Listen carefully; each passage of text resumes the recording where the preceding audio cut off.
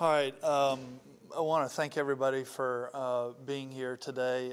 I felt it was important to, get in front of everyone after the fall season. Obviously, I know we'll probably spend a lot of time on football today, but before we get there, I really wanted to talk about two other sports. Volleyball, really pleased with Adler and what our volleyball program has done this year, 20 wins. And I think Adler's done a really good job of building it the right way. And I'm excited for them and the girls that, we get to host a postseason tournament this weekend. So excited about that. I'm also really pleased with where Gary Higgins has our soccer program. We finished the regular season in fourth place. Again, I felt like we made some really good progress there, and just exciting to see those two sports flourish in a meaningful way. Obviously, big week for basketball this week. Our women host Hampton tomorrow at 11, and then our men host Wilmington on Thursday night. Certainly anticipate a really good crowd there. So excited about that. And then obviously the new additions to Minji's, the seats and the lights, I think has definitely created a good atmosphere. As it relates to our football program, obviously, we have not met expectations for where this program should be.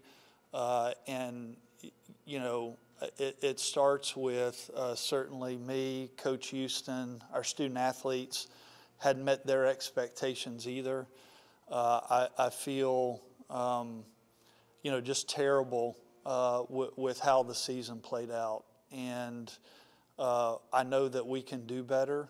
I know that it's going to take a lot of hard work from everybody in this department to get it turned around. And I do believe in Mike Houston. And, I've talked to a lot of Pirate Club members over the last several weeks that have shared their thoughts. And, this is a special place. And as I think about Pirate Nation, the first word that comes to me is a very passionate fan base.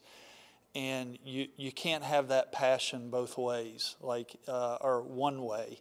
It runs both ways. I love it that we've got this great student support. We've got great fan support. And it's really, really good here when you win.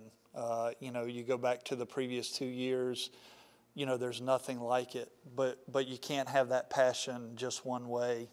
It cuts both ways. And so when we're not doing well, I've certainly heard and felt the passion on a different level. And that comes with the territory. And honestly, I'm thankful for that. And it's been really difficult, over the last several weeks because we're not where we want to be, and you hear about it every day. But I'm thankful for that because, the worst thing that could happen is have apathy where no one cares. And, there are a lot of places out there that they don't care. And this is not one of those places. So I am thankful for that. As I look at where we go from here, and again, hearing from our Pirate Club members and constituents,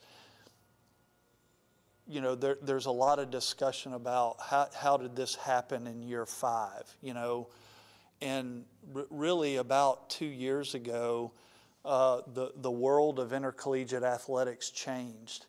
And it changed with NIL and the transfer portal.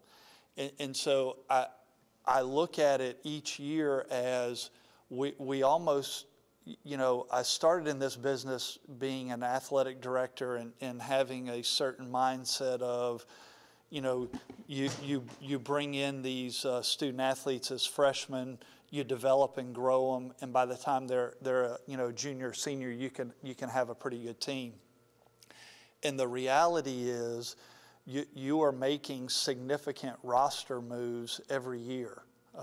Just the reality of what the new world is, and so you almost, as it relates to football, you almost need to think more like a general manager. Okay, we need these certain pieces, and we need NIL money to go out to the market to try to get these. And so as you think about what next year looks like, I do feel like, Mike being our head coach, making what adjustments and tweaks that we need to make, that is going to put us in the best position to be successful next year. And we do need change. Everybody saw, we see what the record is, and we see where our shortcomings were. And I think everybody here is, committed to fix it. I've had really good conversations with our Pirate Club members over the last couple days as it relates to NIL and our pathway out of this. We are still in a unique position where we do have to go and sign, some freshmen that, some high school players, but we're also going to need to, go to the portal and make some significant changes as there. So understand that is the pathway forward. I'm committed to it. I know it needs to get fixed. Coach Houston knows it needs to get fixed, and everyone's committed to doing that. We've had tremendous support from the university and Chancellor Rogers, and we are going to get it fixed. I'll open it up with some questions. With how much NIL has kind of changed the landscape of college football, as you mentioned, how much of a say can you really have as an athletic director, and where the money goes? Can you have any say? How does that work? Well, NIL really runs through a third party, either the collective, and we're very fortunate that we have the Boneyard Collective. They've been extremely supportive of our student athletes, and then we also have individuals that help with that. And I think from my chair, the biggest thing that I can do is to continue to advocate for NIL and how important those opportunities are, because I've said a number of times, we're only as good as the players we have. If you look at the best teams in the country right now, you can argue they have the best coaches. I probably would argue on the other side that those teams have the best players, and the better NIL that we have, the more opportunity we will have to attract players. And I think it's important too. Like if you look at our roster, the other thing that gives me a sense of hope and confidence is, I think we had like 10 to 12 seniors this year. We're a very young team, and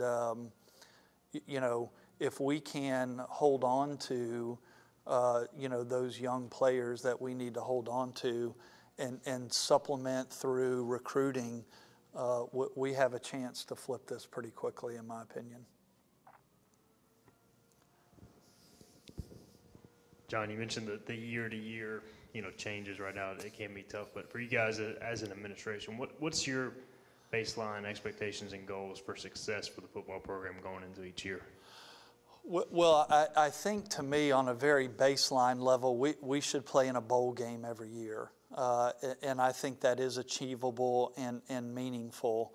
And I do think we ought to compete for conference championships. We're in a position, if you look at last year with the schools that were in our league and left to go to the Big 12, there was a huge financial gap between us and those top schools.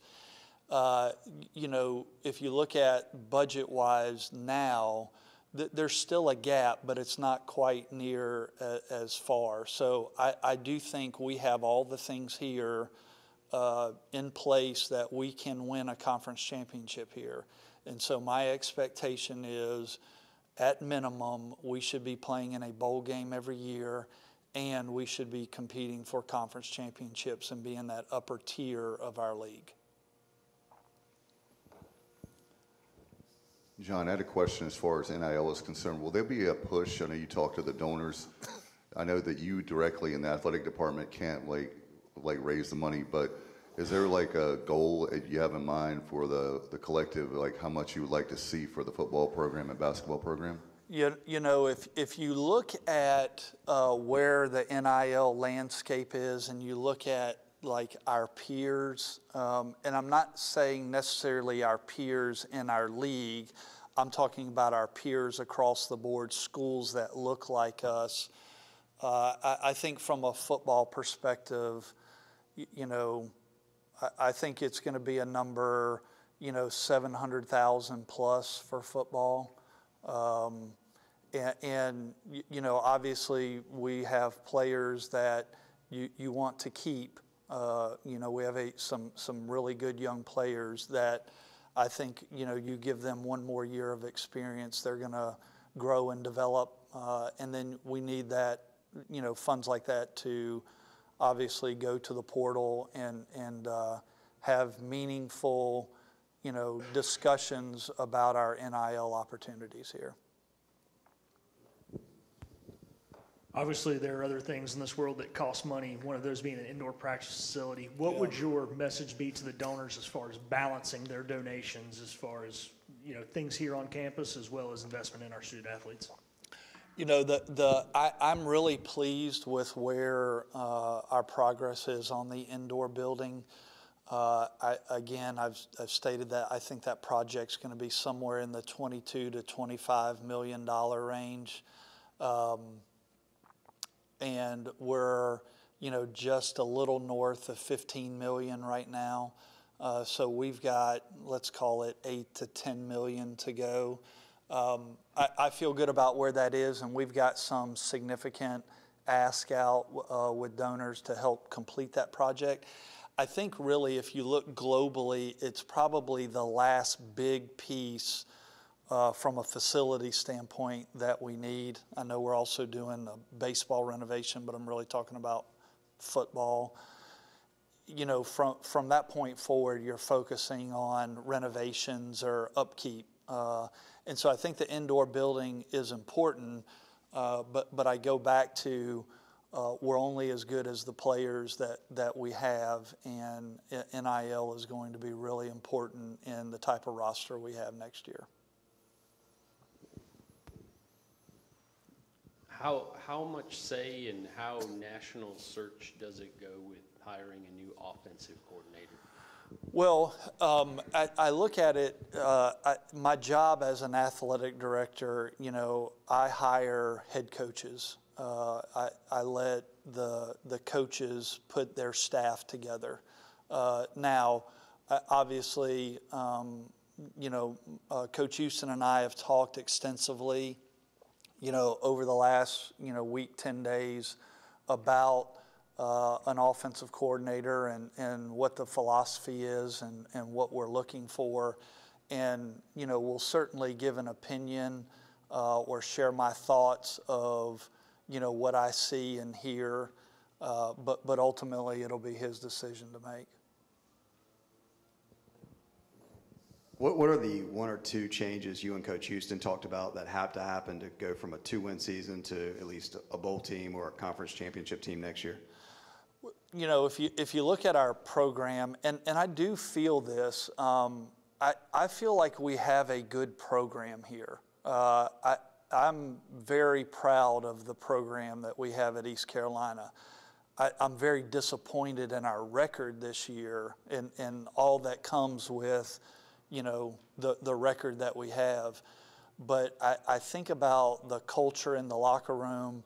You know, I see our student athletes, you know, pretty much every day. I interact with them in some form or manner. I mentioned this last night on the radio station. knock on wood, we haven't had behavior issues.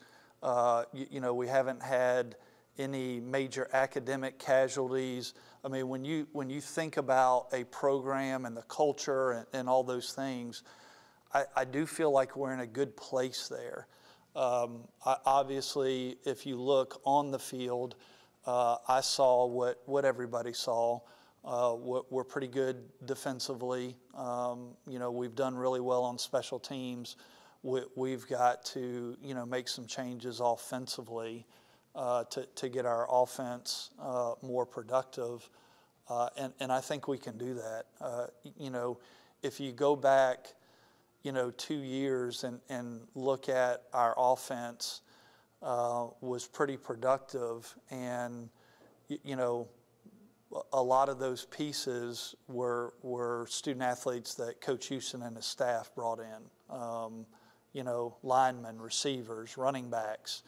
Those were all student athletes that Coach Houston and his staff recruited.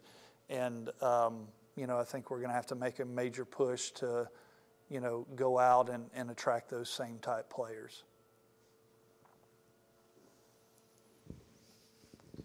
How do you engage the season ticket holders who may be on the fence about, not happy with what they saw this year, thinking about maybe not renewing? What do you say to those people to keep them and keep them, renewing season tickets next year?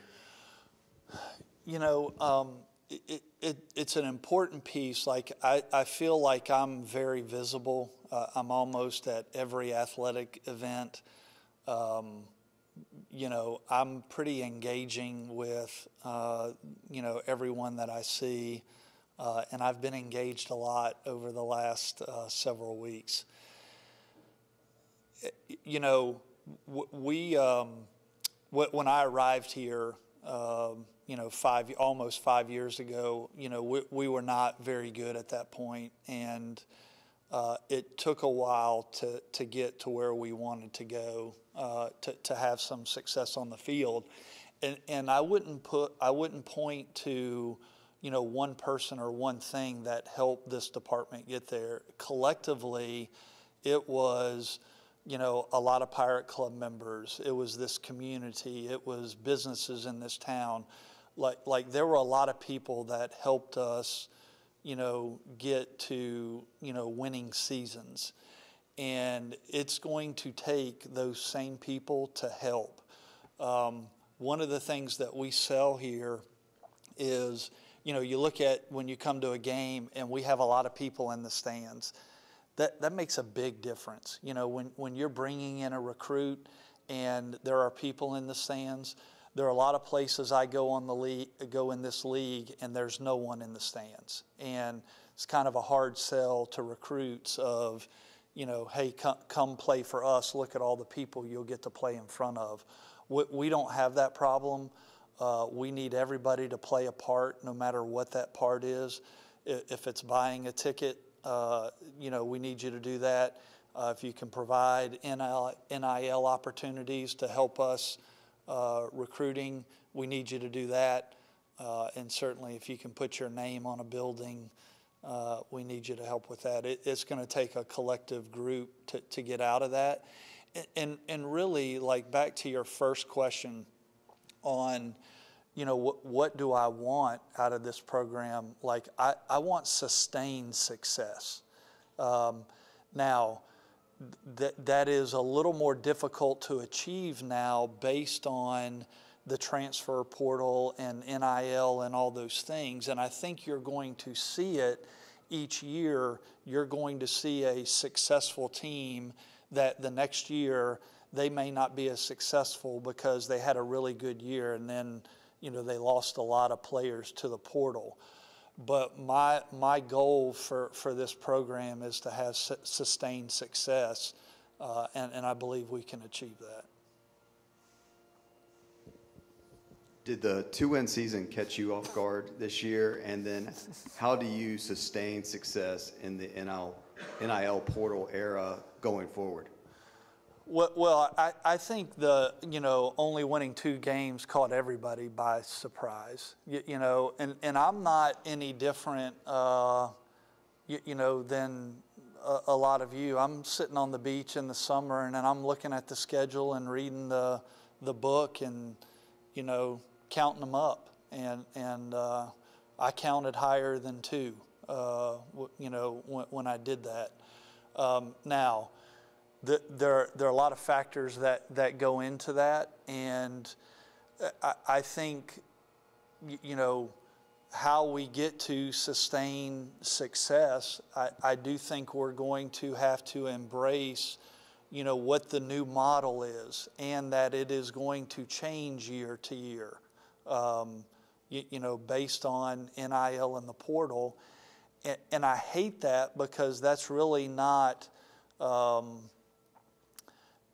it's not the collegiate model that I grew up with. And I've been in the business a long time, but if you really think about the model, we've changed in the last 2 years, probably more so than we've changed in the last 20. And so you are seeing a lot of things that are happening that haven't happened before. And we were affected this year, and I think embracing the new model and then understanding what that new model looks like.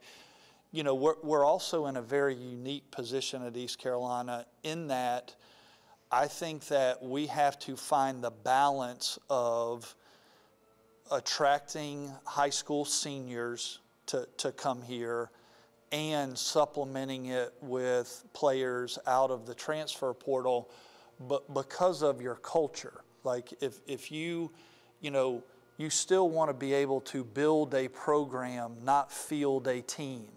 There are a lot of places that you're going to field a new team every year, and you're just completely flipping the roster. When you do things like that, it really can erode the culture if you're not careful.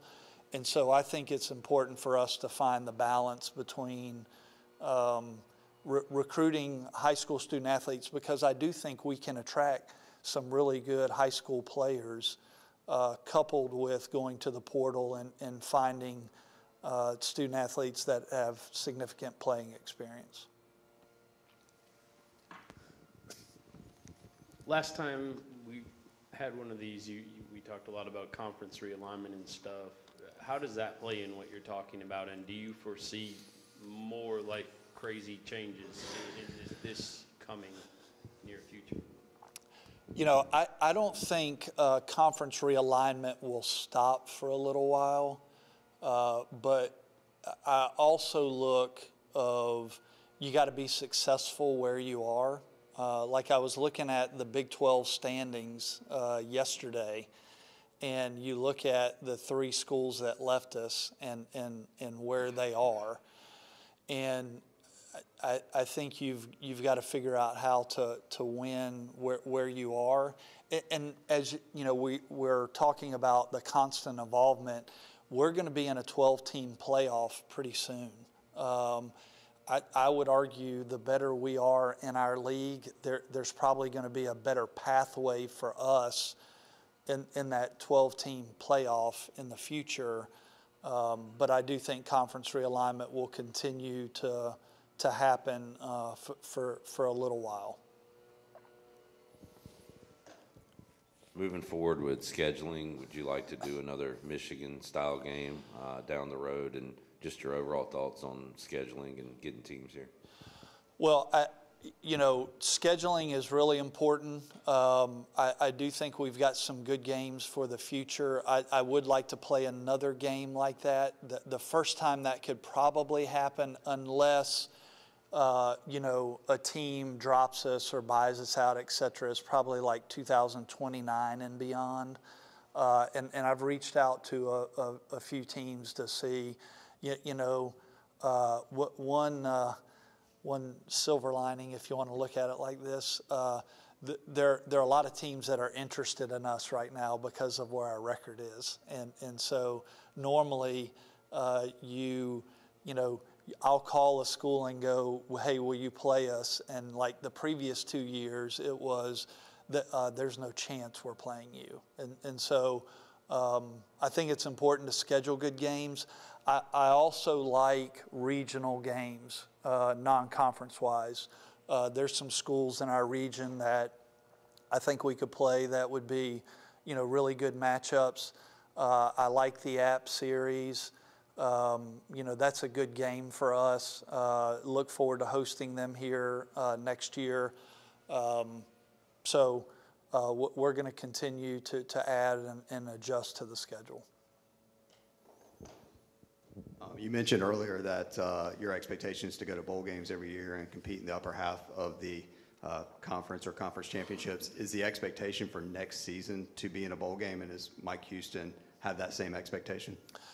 Yeah, Mike and I talk to him every day, usually multiple times a day, and he knows where we are. Like, he wants sustained success. He knows that, we ought to be playing in a bowl game every year. That is achievable, and being in the upper third of our league is certainly achievable. And when you win a conference championship or play for it, typically you have a older veteran team that has been together. Look at Tulane. They've been ultra stable there. They've been able to add some pieces.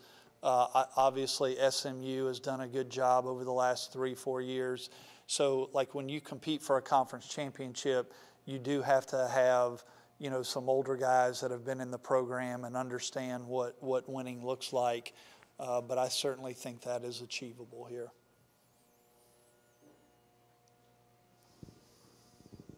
Switching gears a bit, Coach Schwartz put out a pretty lengthy statement about the Cam Hayes situation.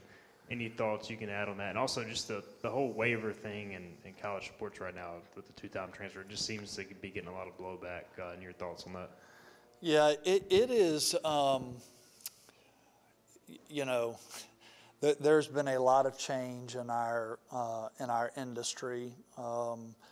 You look at two-time waivers; they're difficult to get, and then you see, some other schools that are getting them for a variety of reasons, and we all talk to one another. Like, it's not like, if a school, something happens at a school, it's not like we're not talking to them and know what they did or how they did it. And so obviously, we're going to continue the process and continue to advocate for Cam in hopes that they'll make a different decision. I think it's warranted. And so we're going to continue to advocate on his behalf and do whatever we can do on our end to help support him and make it, a different outcome.